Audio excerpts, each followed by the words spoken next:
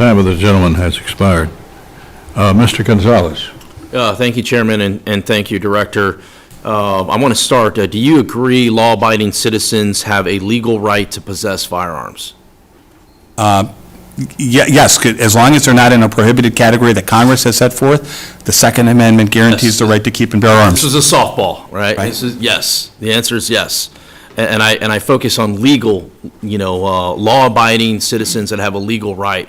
And look, I represent Uvalde. I know exactly what it's like to have to represent a community that has lost a lot.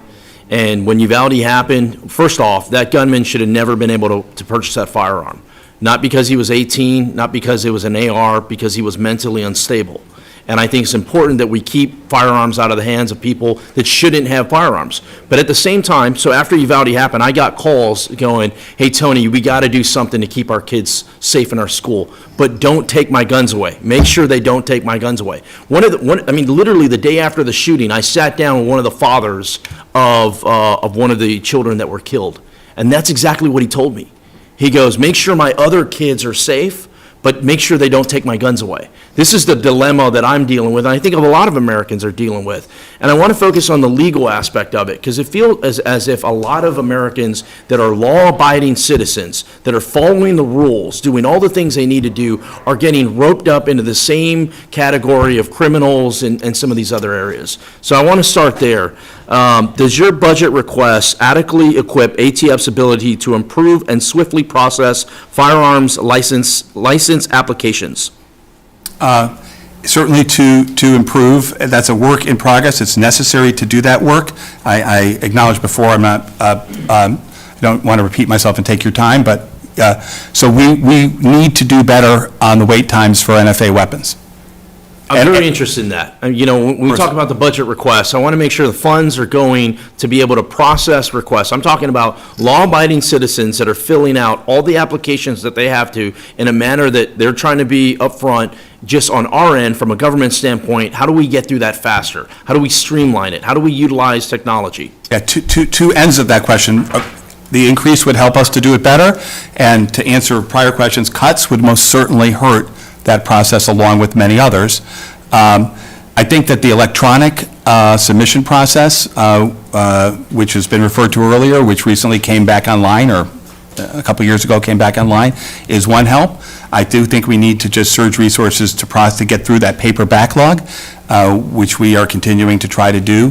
But to one thing that you said that I just want to, obviously, I understand the right to keep and bear arms, but it's important the reason why I was careful, I wasn't trying to be difficult, but we talk about law-abiding citizens. Somebody who has a mental illness is not a lawbreaker, right? And so, as you yourself said, what I say is we have the right to keep and bear arms under the Constitution as the courts define that term, and while none of these things on their own, this is frustrating, none of these things on their own is going to solve the problem.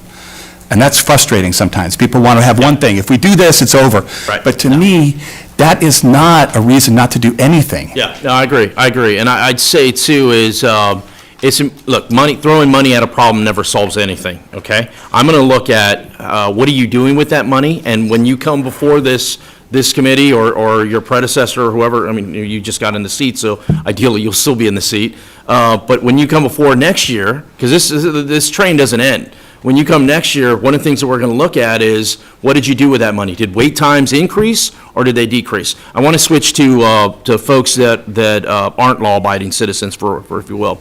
The provisions in the Bipartisan Safer Community Act, which I voted in favor of, strengthens ATF's ability to identify, deter, and investigate those who illegally divert firearms from lawful commerce to violent criminals and trafficking organizations that supply gangs and extremists. Can you speak more to this agreement? How will ATF's role directly or indirectly collaborate to our efforts with our Mexican counterparts in curbing the fentanyl crisis?